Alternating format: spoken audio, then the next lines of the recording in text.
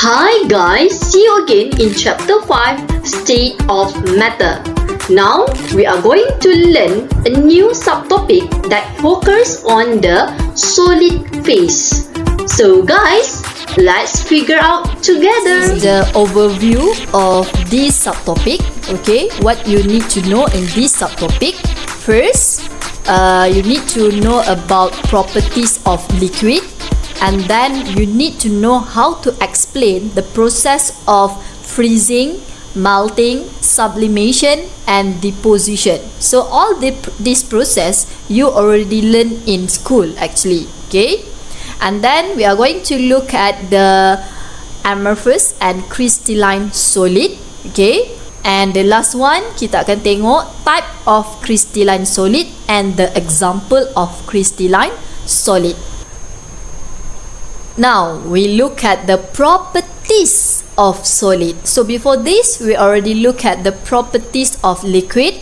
So, for solid, we know that the volume of solid and the shape of solid maintain its own shape and volume. So, maksudnya dekat sini, setiap solid dengan setiap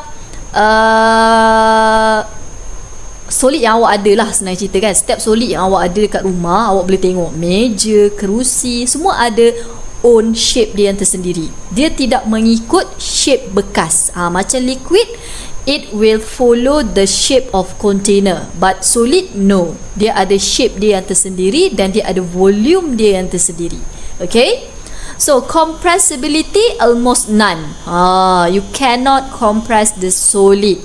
Tak boleh compress. Okay, try lah. Meja awak tu compress kan? Boleh ke? Tak boleh. Okay. So, density of solid very high. We know the density is very high compared to liquid and gas.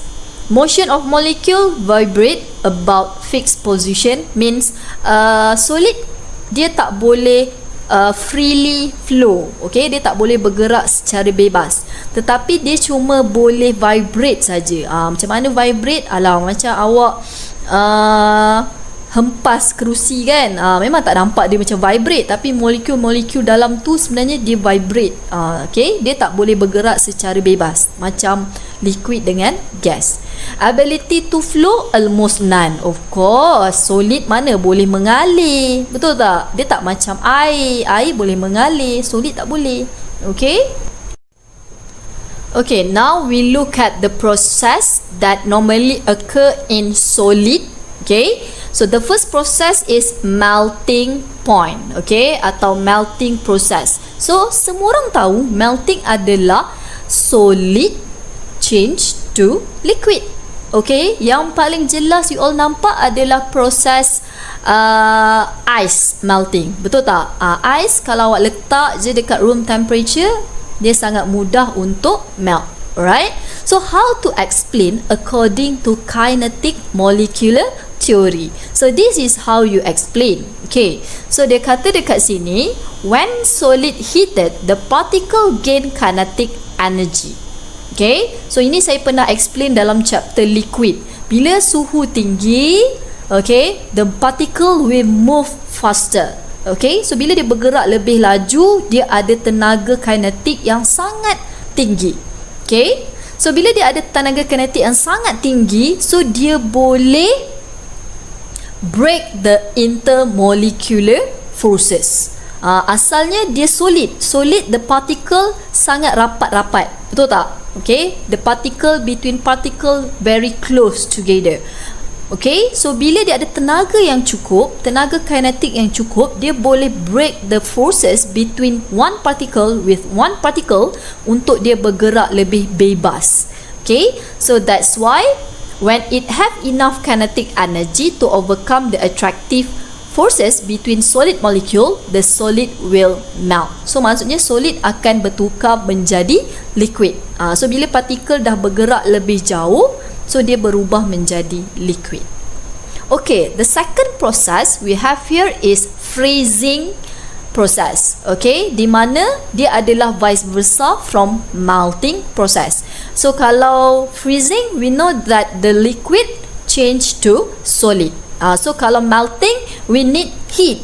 Okay, but freezing, we need to cool your liquid. Kan? Kita tak perlukan haba dekat sini. Kita cuma kena sejukkan. Means your temperature lower here. Okay? So when the liquid cool, the particle lose kinetic energy, move more slowly and become fixed in position. This also I already explained in chapter 5.2. Saya pernah cerita kan dalam chapter liquid hari tu, condensation. Samalah lebih kurang proses dia. Okay, di mana kalau dia disejukkan, macam kita jugalah, kalau dalam keadaan sejuk, kita pun tak bermaya, rasa nak tidur je. So sama juga dengan particle. Okay, dia akan bergerak lebih perlahan. Okay, and then kinetic energy dia akan lebih rendah. So bila dia bergerak lebih perlahan, so molekul dengan molekul akan berdekatan antara satu sama lain. So bila dia berdekatan antara satu sama lain, wujudlah attractive forces. So bila ada daya tarikan, molekul lama-lama dia akan berada dalam fixed position. So fixed position adalah keadaan solid. Nampak? So itu adalah freezing process. Okay? Next, we go to sublimation. Okay? Sublimation, kalau dalam bahasa Melayu dia apa penguapan. Kan? Okay? So this is solid change directly to gas. Maksudnya dia tak melalui proses jadi liquid dulu. Tak. So maksudnya daripada solid terus jadi gas. Dia tak lalu solid, liquid, gas. No. From solid direct become gas. So this is sublimation, sublime. Okay? So how to explain according to kinetic molecular theory?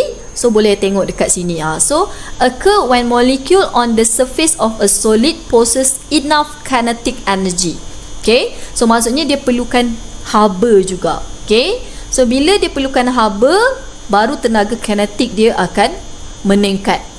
So baru dia ada upaya untuk break the intermolecular forces.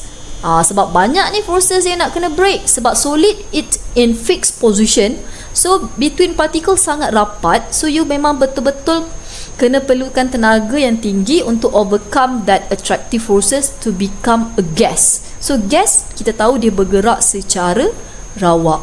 Okay, and then we have deposition. So deposition adalah berlawanan dengan sublimation. Deposition ni kalau bahasa Melayu dulu, kalau tak silap saya, pemejalwapan macam tu lah. So di mana from gas change directly to solid. So dia tidak melalui fasa liquid, dia terus kepada solid. Nampak So kalau sublimation dia perlukan haba, deposition ni dia kena sejukkan. So the temperature should be lowered. Okay, so when cool under certain condition, vapor molecule lose kinetic energy and can no longer overcome the attractive forces, so it become in fixed position. Okay, so kalau awak tengok dia punya explanation bila disejukkan, dipanaskan, explanation dia sama je kelas. Kalau dipanaskan, maksudnya dia ada enough kinetic energy to overcome the attractive forces. Kalau disejukkan, dia akan hilang kinetic energy dia. Kinetic energy akan berkurang. Okay, dan partikel akan bergerak lebih perlahan dan dia akan kembali kepada solid atau liquid lah kalau daripada gas. Okay, so dia akan become fixed in position sebab dia bergerak terlalu perlahan. So sama je kelas dia punya explanation. Okay, lebih kurang. Okay, now we look at the amorphous solid and crystalline solid. So sebenarnya benda ni dah ada dalam kehidupan you all. Okay, cuma you all tak panggil, oh ini amorphous solid, oh ini crystalline solid. You all tak panggil macam tu je. Kita tengok example dia. Okay, so apa beza antara dua ni? Okay, so this is the differentiation between amorphous and crystalline solid. So bila melibatkan perbezaan, I like you to construct a table to show the differentiation. Okay, lagi mudah nampak. Okay, crystalline solid well-defined shape. Okay, maksudnya shape dia cantik. While amorphous solid poorly defined shape. Shape tak cantik. Okay, crystalline solid particle are in orderly arrangement. So susunan partikel dalam solid crystalline sangat tersusun, sangat cantik. While amorphous solid arrangement dia agak berterabur lah. Okay. So contoh dia kat sini awak boleh tengok contoh dengan jelas. Crystalline solid yang ada dalam real life you all. Contohnya cincin diamond korang. Cantik tak? Cantik. Betul tak? So kalau cantik tu sebenarnya dipanggil crystalline solid. Biasa kan kau panggil crystal. Betul tak? Amorphous solid, charcoal. Charcoal tu apa? Arang. Cantik ke? Tak cantik. Ada orang buat cincin dengan arang? Tak ada, kan? So ini adalah contoh example of amorphous solid and crystalline solid. So boleh baca lagi lah example yang lain. Okay, type of crystalline solid. Okay, crystalline solid ni ada beberapa jenis. Sebelum ni awak tahu crystal je, kan? Rupanya ada jenis-jenis dia pula. Okay, so this is type of crystalline solid. Saya dah pecahkan dalam bentuk table supaya awak senang nampak. Kalau dalam nota tu dia lebih kepada notes yang panjang. Okay, so yang pertama kita ada ionic solid. Okay, ionic solid ni kita dah belajar chapter 4. Ionic compound. Pernah belajar? Pernah. So ionic solid adalah electrostatic attraction. Ingat lagi chapter 4, electrostatic attraction between positive ion and negative ion form ionic bond. Ingat tak? So this is the properties. Awak boleh baca lah properties ni. So this is the example yang biasa awak familiar adalah sodium chloride. Itu adalah contoh ionic solid, di mana ionic solid ni terjadi apabila metal react with non-metal. Contoh lain kita ada lithium fluoride, magnesium oxide. Kita ada banyak contoh ionic solid. Okay, kena tahu sebab kadang-kadang dalam exam dia minta awak bagi type of crystalline solid, explain and bagi example. Okay. Okay, number 2 we have giant network covalent solid. Okay, sama ada awak tulis giant covalent solid atau network covalent solid. So bila kita kata giant, bila kita kata network, maksudnya dia adalah satu jaringan yang besar. Okay, so network atau giant covalent solid ni terbentuk daripada infinite covalent bond. Maksudnya covalent bond yang sangat besar. Okay, kita ada belajar dalam chapter 4.5. Okay, so contoh network covalent solid adalah diamond, kan? Okay, ataupun silicon oxide. Awak boleh google macam mana struktur diamond, macam mana struktur silicon oxide.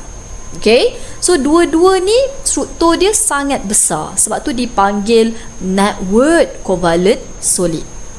Okay, next yang ketiga kita ada molecular covalent solid. Okay, molecular covalent solid ni dia terdiri daripada covalent bond dan dia akan ada van der Waals forces ataupun hydrogen bond. So this already learned in chapter 4.4. Okay, contoh molecular covalent solid ni adalah contoh dia. Maksudnya biasanya molecular covalent solid ni adalah non-metal.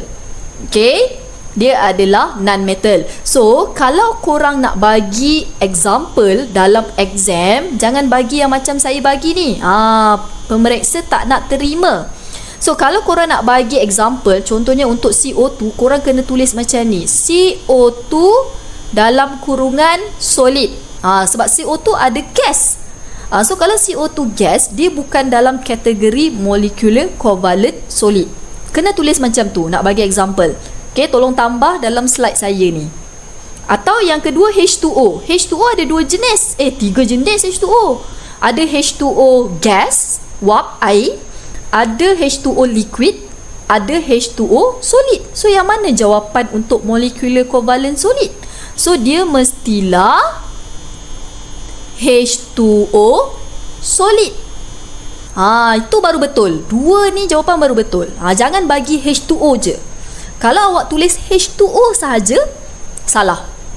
Mesti tulis H2O dalam bracket solid. Sebab H2O ada 3. Boleh jadi gas, boleh jadi liquid, boleh jadi solid. Solid H2O yang mana? Ice.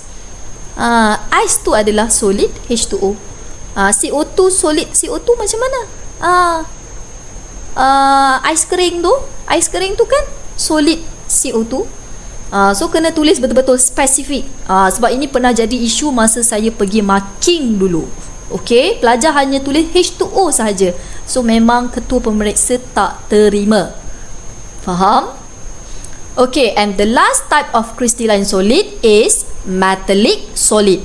So metallic solid semua orang mesti tahu, metal. Kan ada banyak metal kat periodic table.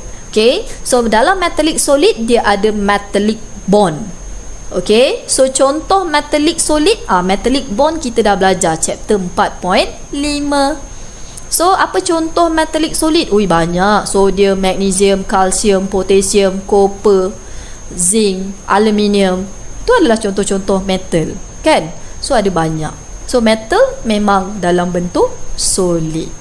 Okay guys, finish chapter 5.3. See you in chapter 5.4. Bye guys.